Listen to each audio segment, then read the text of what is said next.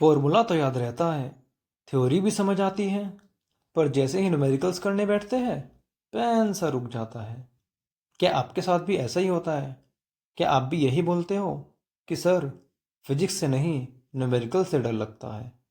लेकिन घबराइए नहीं, डर के आगे ही सल्यूशन है, और वही सल्यूशन आज आप इस वीडियो में सीखने वाले हो।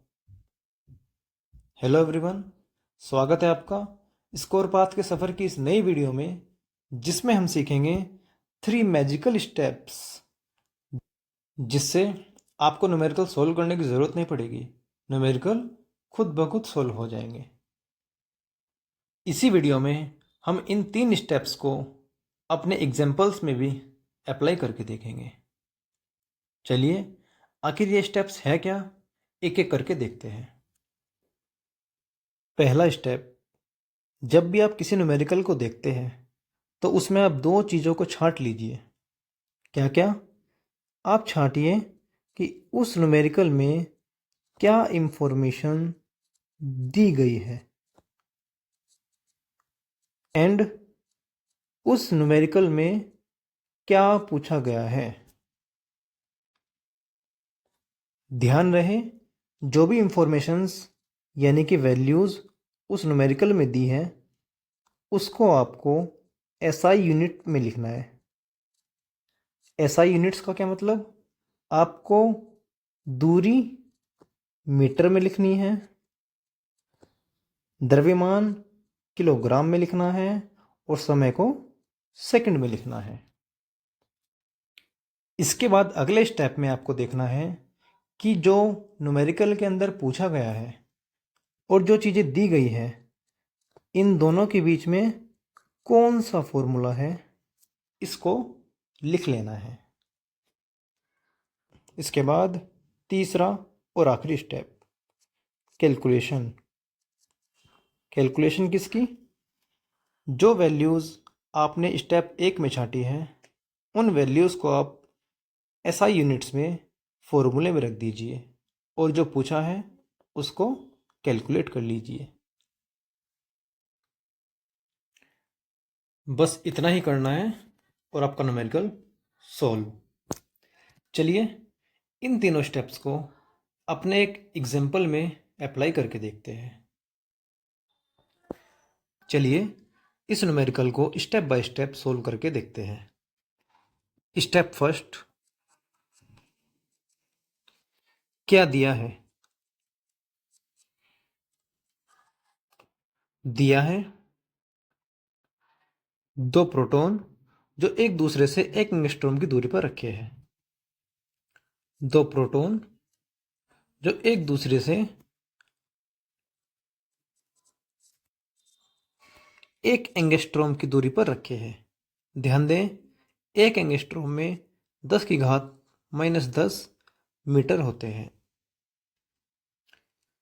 के लिए वैद्युत बल तथा गुरुत्वाकर्षण बल ज्ञात करके उनकी प्रबलताओं की तुलना कीजिए, जबकि दोनों के बीच का माध्यम वायु हो। वैद्युत बल, इलेक्ट्रिक फोर्स निकालना है और गुरुत्वाकर्षण बल यानी कि ग्रेविटेशनल फोर्स निकालना है, जबकि दोनों के बीच का माध्यम वायु हो।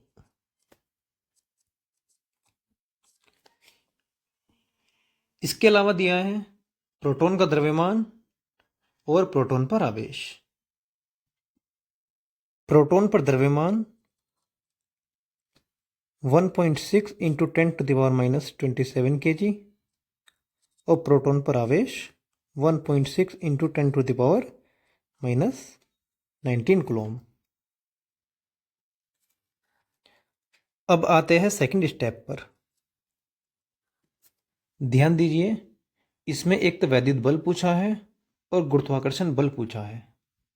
हमने लास्ट वीडियो में कूलॉम के नियम से देखा था, 2 आवेशों के बीच में इलेक्ट्रिक फोर्स का फॉर्मूला होता है K(Q1 Q2) अपॉन R², जहाँ और हम क्लास 12th में पढ़ते हैं ग्रेविटेशनल फोर्स यानी कि गुरुत्वाकर्षण बल का फॉर्मूला होता है G(m1m2)/r², जहां G गुरुत्वाकर्षण नियतांक होता है। अब हम चलते हैं स्टेप 3 यानी कि कैलकुलेशन पार्ट पर।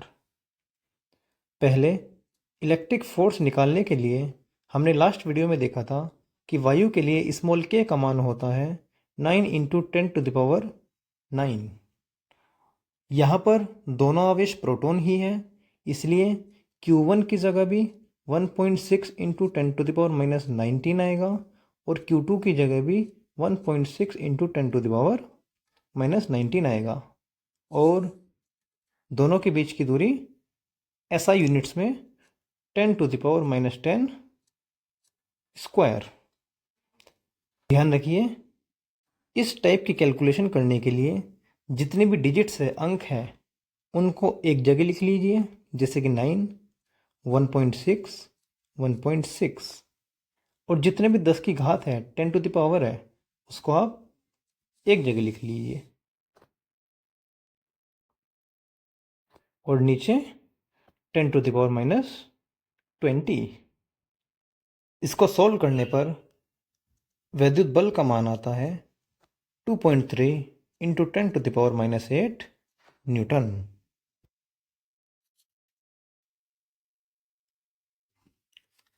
अब हम कैलकुलेट करते हैं Fg यानी कि गुरुत्वाकर्षण बल, ग्रेविटेशनल फोर्स को। क्लास 11th में हम लोगों ने कैपिटल G यानी कि सार्वत्रिक गुरुत्वाकर्षण नियतांक का मान देखा था 6.67 × 10 टू द पावर -11। यहाँ m1 की जगह प्रोटॉन का मास जो कि दिया है 1.67 × 10 टू द पावर -27 kg, दूसरा भी प्रोटॉन ही है, उसका मास भी 1.67 × 10 टू द पावर -27। दोनों के बीच की दूरी 10 टू द पावर -10 का whole square. After solving it we will have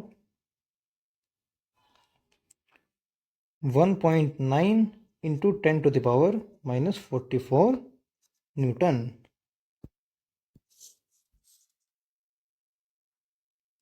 अब यदि हमें यह देखना हो कि दोनों बलों में से कौन सा बल ज़्यादा प्रबल है और कितना, इसके लिए हम इलेक्ट्रिक फोर्स यानी कि वैद्युत बल को ग्रेविटेशनल फोर्स यानी कि गुरुत्वाकर्षण बल से भाग कर देते हैं।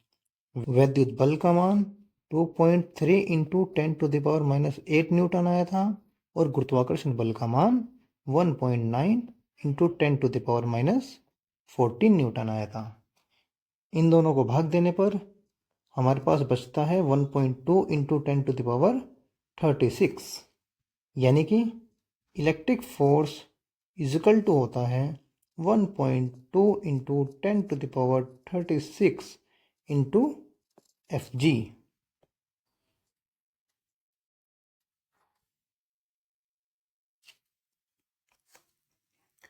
और यही रिजल्ट हमने लास्ट वीडियो में भी देखा था कि वैद्युत बल गुरुत्वाकर्षण बल से 10 टू द पावर 36 टाइम्स ज़्यादा होता है। सेम कैलकुलेशन अगर आप इलेक्ट्रॉन के लिए भी करते हो तो आप देखोगे कि वैद्युत बल का मान गुरुत्वाकर्षण बल से 10 टू द पावर 43 टाइम्स आएगा।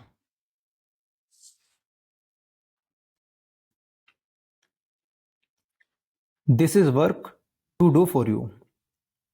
अगर आपको कोई डाउट्स हो तो आप कमेंट सेक्शन में पूछ सकते हैं।